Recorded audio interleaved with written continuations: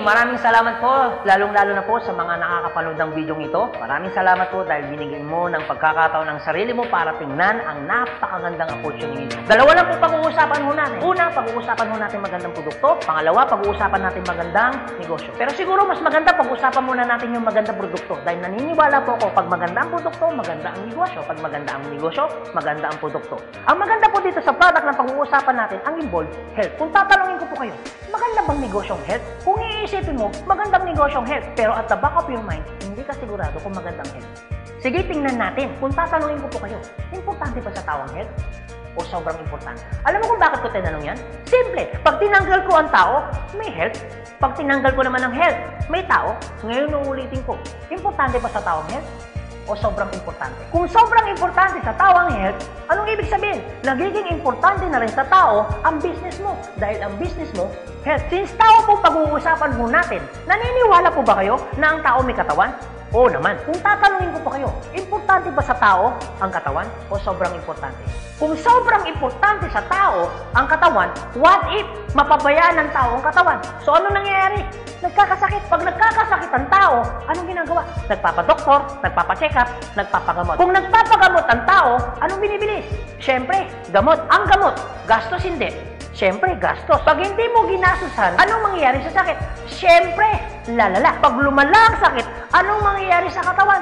Siyempre, manghihina. Pag nanghina ang katawan, akala ng iba, katawan lang ang nagkakaproblema. Pero hindi na alam, apektado ang trabaho. Pag apektado ang trabaho, apektado ang kita. Pag apektado ang kita, ang pinaka-naapektuhan sa lahat, yung pamilya. Ang pinaka-malupit na naapektuhan pa sa tao, yung pangarap mo. Sabi daw nila, madali raw kitain ng pera pag masipag at matyaga. Opo, tama po. Madaling kitain ng pera basta masipag, matyaga. Pero ito naman sasabihin ko sa'yo, the moment na magkasakit ka, madali rin ubusin ng sakit ang pera mo. Lagi ko po ito sinasabi, anin mo ang limpak-limpak mong salapi kung punong-puno ka naman ng sakit. At ang pinakamahirap po dyan, wala na nga pera, mahirap na nga, may sakit pa. Yun ang masakit. Since present ang sakit, ano ngayon ang gagawin mo para hindi magkasakit? Simple, wala ka ng choice. Uulitin ko, wala ka ng choice. Kailangan mo nang uminom ng food supplement. Alam kung bakit? Marami ng kumpanya ng tayo. Marami ng pharmaceutical ng tayo. At hindi naman nila i-inventoyin ang mga produktong yan kung hindi kailangan. Bakit? Kasi kailangan mo na talaga. Ngayon, pwede mo sabihin sa akin, teka lang Anthony, food supplement? Gastos yan eh. Opo, gastos nga ang food supplement. Pero ito naman sasabihin ko sa'yo, di bali nang gumastos ako, at least healthy naman ako. Bakit? Pag nakakasakit ka ba, ano bang ininom mo? Di ba gamot? O tanong, gastos hindi. Di ba gastos? Kung ikaw tatanungin ko, anong gusto mo? Gumagastos ka na healthy ka? O gumagastos ka, may sakit ka? Parehas na gastos. Ang malupit mo niyan, every time na gumagastos ka, may sakit ka pa. Komportable ang katawan? Siyempre hindi. Sabihin na natin gumagastos ka dito, at least healthy ka naman. Ang pinakamaganda sa lahat, bukod sa healthy ka na, business mo pa. Dahil business mo ka, kumikita ka pa. Ang pinakamaganda sa lahat, bukod sa healthy ka na, kumikita ka pa. Bukod sa kumikita ka na, healthy ka pa. Ano ngayon ang pakiramdam na bukod sa healthy at kumikita ka na, nakakatulong ka pa? Maganda o napakaganda? O sige, pag-usapan naman natin yung magandang negosyo. Maaaring nagustuhan mo yung product, maaaring bibili ka ng product. Pero ito yung totoo, gagawin mo kayo negosyo. Kasi bakit? Pag business ang pinag-uusapan, hindi naman kasi lahat ng tao business-oriented. Karamihan ng tao is career-oriented. Alam mo kung bakit? Marami kasing tao na pagdating sa business, ang dami niyang perspective. Alam mo isa sa mga perspective ng tao pagdating sa negosyo? Una, wala akong pera. Pwede mong sabihin sa akin, teka lang Anthony, wala naman akong pera. Kanina, nung pinapanood mong video nito, wala kang problema. Pero ngayon, may problema ka na. Ano? Pera. Pangalawa, ang maaaring problema mo, wala akong time. Pwede mo sabihin sa akin, teka lang Anthony, okay yung negosyo kaso nga lang wala akong time. Walang kaso. Pero mayroong mas worse. Wala ka nang time. Wala ka pang pera. Pangatlo, maaaring itong problema mo. Teka lang Anthony, okay yung business. Kaso nga lang, hindi ko yan alam. Hindi ko yan hilig. Hindi ko yan linya. Ew. Pero ito yung totoo. Marami naman tao sa labas na ginagawa niya linya niya, ginagawa niya hilig niya. Pero tanong, kamusta ang buhay? Sabihin na natin, hindi mo to hilig. Sabihin na natin, hindi mo rito niya. Pero ito sasabihin ko, kung ito naman ang magpapabago ng buhay mo, bakit hindi mo siya ninyahin? Pang-apat, maaaring ito isa sa mga problema mo. Teka lang, Anthony, okay ang business. Kaso nga lang, risky yan. Naku, malulugi lang ako. Ang pinakamalupit, hindi mo pa tinatayo yung negosyo mo, feeling mo, lugi ka na. Ang matindi niyan, ano malulugi sa'yo? Eh di ba sabi mo, wala kang pera? Eto tanong, kung problema mo ang pera, problema mo ang oras, problema mo dahil wala kang alam, kasi iniisip mo baka malugi ka, ito sasabihin ko. Hindi lang naman to ang una or pangalawang pagkakataon na pwede kang ma-involve sa business. Kung yan ang problema mo, bakit? Pagdating kayo ng panahon, yan pa rin kayo problema mo. Pag-usapan po natin ang life cycle. Naniniwala ka bang may life cycle? Oo naman, importante po ang life cycle. Kasi po, hindi po magiging balanse ang mundo pag walang life cycle. Isa sa mga dinadaanan ng tao na life cycle, yung pag-aaral. Kung ikaw magkakanak o magkakanak pa lang, pag-aralin hindi. Siyempre, pag-aaralin. Kawawa naman yung bata pag hindi natuto, hindi marunong magsulat, hindi marunong magbasa. Pagkatapos mag-aral, anong susunod? Siyempre, gagraduate. Pagkatapos graduate, anong susunod? Siyempre, magtatrabaho. Pero pansinin mo to. Meron po mga tao hindi nakapag-aral, hindi nakagraduate, pero nagtatrabaho. Bakit? Isa sa mga life cycle po na dinadaan ng tao, kailangan po magtrabaho. Etong tanong, gusto niyo po ba habang buhay nagtatrabaho? Siyempre, hindi. Gustuin niyo man po magtrabaho ng 60 to 65 years old, wala na ho kayong choice. Ang sasabihin ng boss mo, you're out. Bakit? Anong tawag ko doon? Retire. Pag kayo po ba nag-retire, may pera wala? Siyempre, meron. Anong tawag mo doon? Retirement fee. Dahil ikaw ay nag-retire, ang trabaho, tuloy tigil. Siyempre, tigil. Pag tigil ang trabaho, ang sweldo, tuloy tigil. Siyempre, tigil. Dahil tigil ang trabaho, tigil ang sweldo, ang gastos, tuloy tigil. Siyempre, tuloy. Dahil tuloy ang gastos, ang retirement fee na pinaghirapan mo, maubos hindi. Siyempre, pwedeng maubos. Para hindi maubos ang perang pinaghirapan mo, anong gagawin mo? Maaaring nag-iisip mo ngayon kung ikaw nakakapanood ng video nito. Maaaring siguradong maiisip mo ngayon, business. Ito tanong. Kung papasok ka ngayon sa business para hindi maubos ang pera mo, teka lang, akala ko ba kanina iniisip mo, teka lang Anthony, wala akong pera kasi mamumulan ako dyan.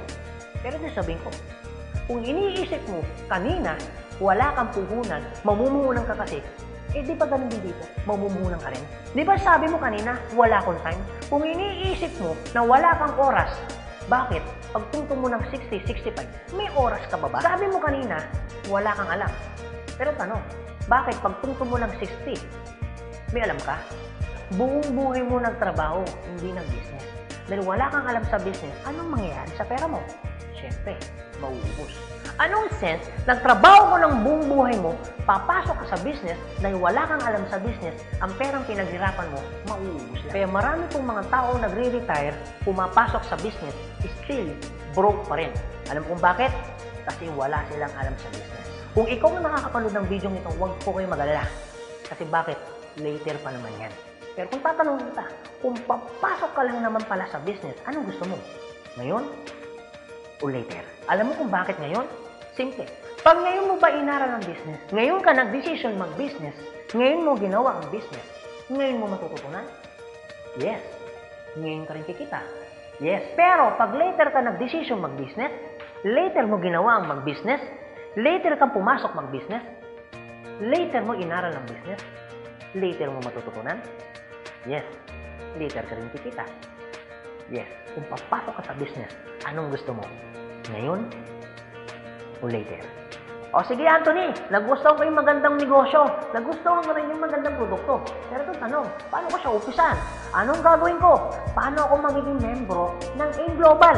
Ganito po kasi yan. Una po, kailangan nyo pong bumili ng global package. Tanong, magkano naman ang global package? Ang global package po ay 7,980 pesos. Pero teka lang Anthony, mukhang yata ang laki. Opo, malaki po siya kung gastos.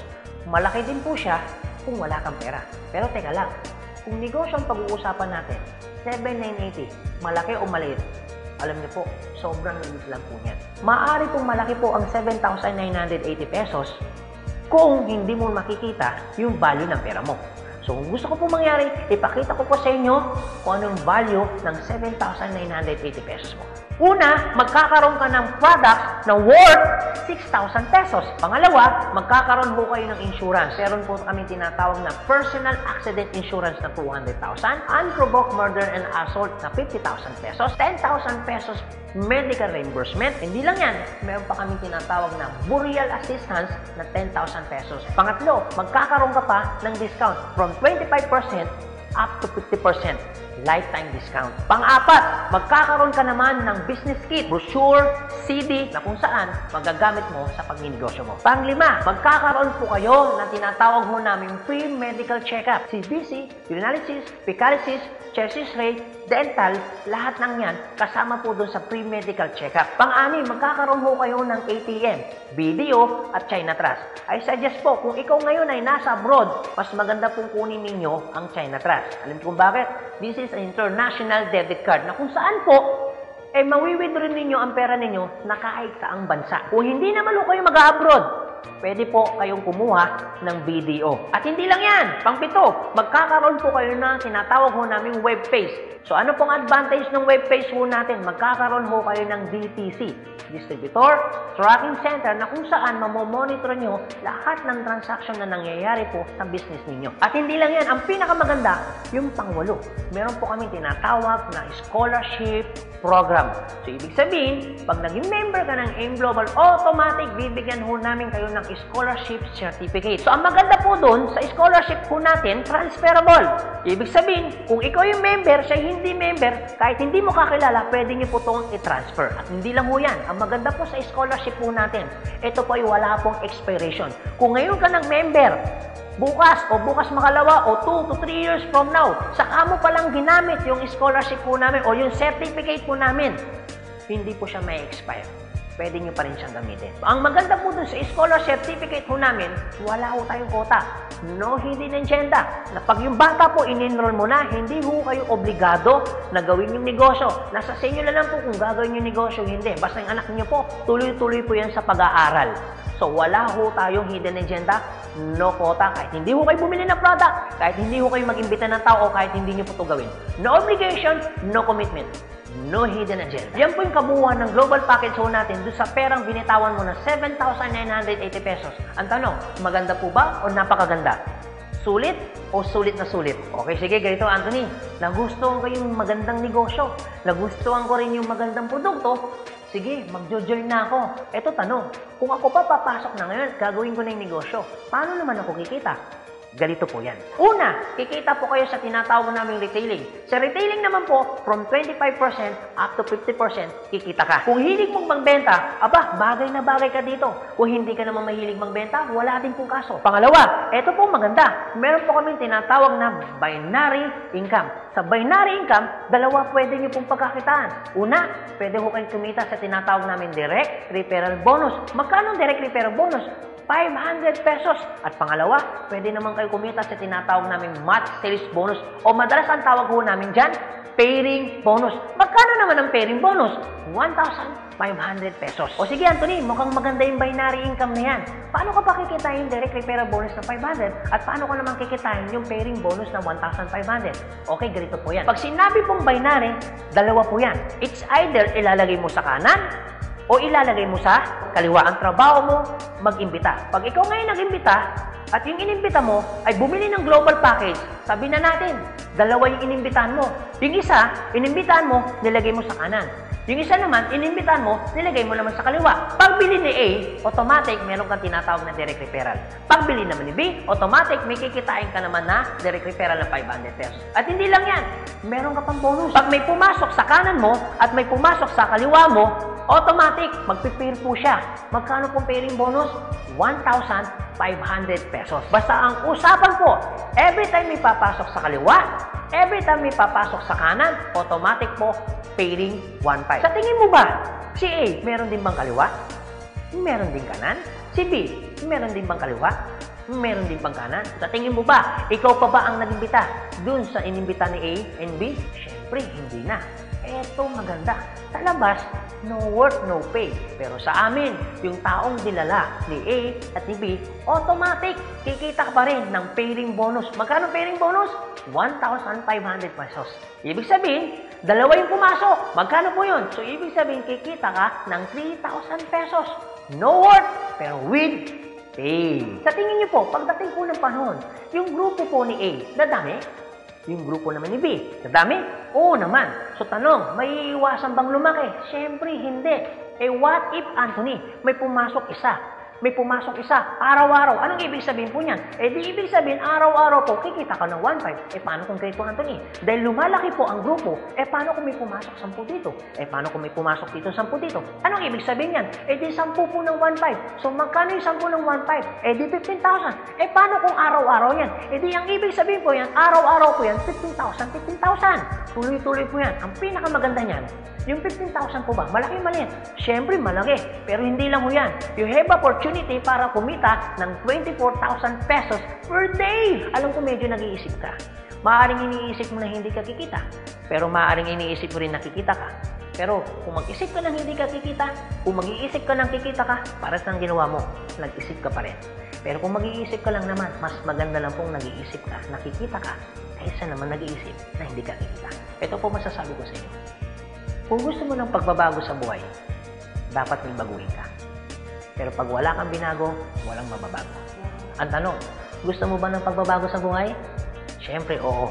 Ang tanong, kailan mo uumpisahan ng pagbabago? So guys, maraming salamat po sa inyong lahat. God bless, and to God be the glory. See you at the top. Thank you.